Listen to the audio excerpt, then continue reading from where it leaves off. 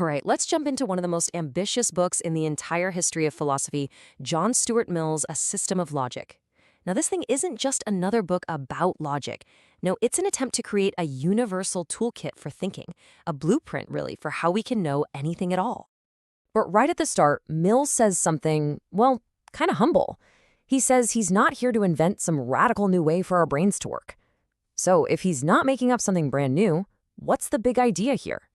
You see, he saw his job as being an organizer, a unifier.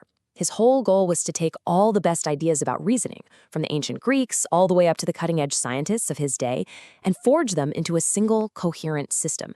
It's like he wanted to build the operating system for the search for truth itself. But, that brings up a pretty big question. Why was this so important? I mean, hadn't people been thinking and reasoning for thousands of years? What was the big problem that Mill was trying to fix? And this quote right here, it really shows you the chaos he was looking at.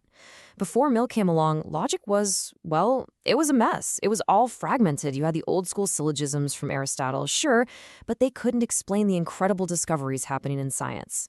The tools for thinking were scattered, they often contradicted each other, and they were just not ready for the modern world. So what does Mill do? He basically redefines the whole field. For him, logic isn't just about crafting a clever argument in a debate. No, it's the science of evidence itself. It's all about figuring out what actually counts as good proof and what doesn't.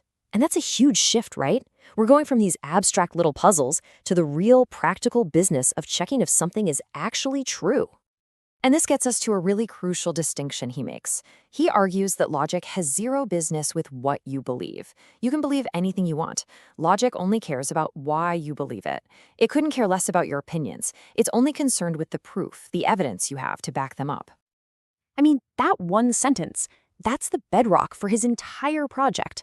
Every single rule, every chapter in his massive book, it's all designed to serve this one purpose: to create a system for testing evidence and building our knowledge on a solid foundation of proof.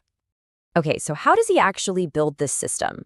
Well, the blueprint is hiding in plain sight, right there in the book's full title. Mill saw two great engines of reasoning that absolutely had to be brought together: the ratiocinative and the inductive. So he splits logic into two main parts. First, you've got deductive logic, what he called ratiocinative. This is that classic top-down reasoning. If all men are mortal and Socrates is a man, then Socrates must be mortal. It's all about making sure our conclusions are consistent. But the real star of the show for Mill was inductive logic. This is the engine of science. It's bottom-up reasoning, where we observe specific facts to figure out general laws. This was the part of logic that he felt was totally neglected, even though it was responsible for pretty much all modern scientific progress. And look, the sheer scope of this project it's just breathtaking. He starts with the absolute building blocks of thought, how we name things, how we form sentences. Then he moves up through deductive reasoning, his amazing analysis of induction and the scientific method, a whole catalog of common mistakes in thinking, and then he takes his final, most audacious step. And this is where Mill makes his most radical move.